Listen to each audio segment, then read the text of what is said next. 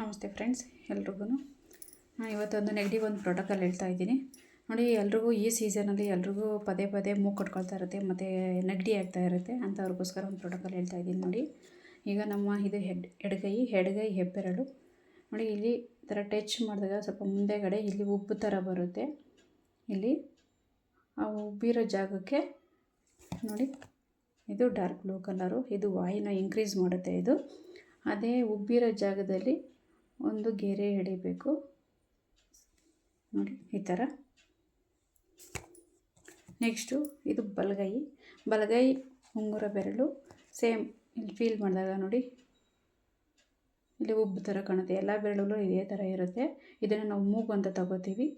ಅದೇ ಜಾಗದಲ್ಲಿ yellow colour ನೋಡಿ, ಯೆಲ್ಲೋ ಕಲರು ಒಂದು ಗೆರೆನ ಎಳಿಬೇಕು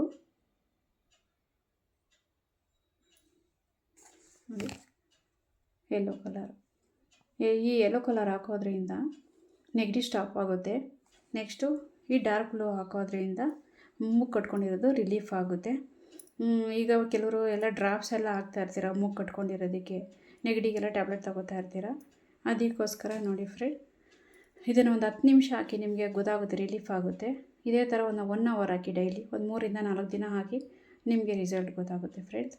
ಇದೇ ಥರ ನನ್ನ ವೀಡಿಯೋಗಳಿಗೋಸ್ಕರ ನನ್ನ ಚಾನಲ್ನ ಸಬ್ಸ್ಕ್ರೈಬ್ ಮಾಡ್ಕೊಳ್ಳಿ, ಪ್ರೋತ್ಸಾಹ ಮಾಡಿ ಫ್ರೆಂಡ್ಸ್. Thank you.